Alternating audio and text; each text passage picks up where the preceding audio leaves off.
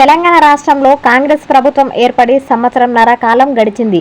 ఇప్పటికే కాంగ్రెస్ ప్రభుత్వం స్పెషల్ అధికారుల పాలన నిర్వహించి నెలలు గడుస్తున్నా ఎన్నికలపై మాత్రం ఇంకా ఎలాంటి నిర్ణయం తీసుకోవడం లేదు. ఇప్పటికే కేంద్ర బడ్జెట్ ఒకేసారి మిస్ అయిపోయింది. అంతేకాకుండా గ్రామాల్లో సర్పంచులు, ఎంపీటీసీలు, జెడ్పీటీసీలు లేక ప్రజలు అనేక ఇబ్బందులు పడుతున్నారు. అదే తరుణంలో స్థానిక సంస్థల ఎన్నికలపై ప్రజలంతా ఆందోళన వ్యక్తం చేస్తున్నారు. అంతేకాకుండా సర్పంచ్లకు సంబంధించిన పెండింగ్ బిల్లులు కూడా కాంగ్రెస్ ప్రభుత్వం చెల్లించకపోవడంతో ప్రతిరోజు సర్పంచులు ఆందోళన చేపడుతున్నారు. ఈ విధంగా కాంగ్రెస్ పాలన నడుస్తున్న తరుణంలో సర్పంచ్ల ఎన్నికలు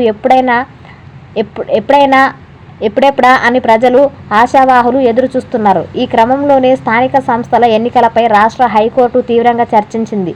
రాష్ట్ర ఎన్నికల సంఘంపై మండిపడింది. ఈ క్రమంలోనే రాష్ట్రంలో స్థానిక సంస్థల ఎన్నికల నిర్వహణకై కీలకమైన తీర్పు వెలువరించింది.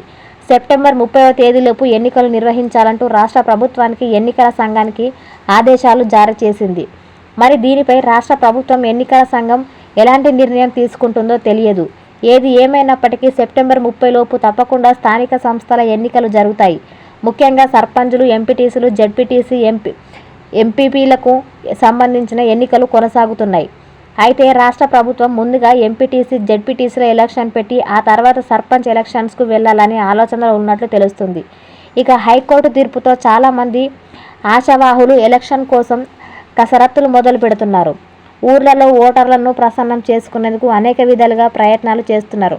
అంతేకాకుండా ముఖ్యంగా అధికార పార్టీ నేతలు, నాయకులు అండతో ఎలాగైనా గెలిచి సత్తా ఏంటో చూపించాలని ఉవ్విళ్లూరుతున్నారు.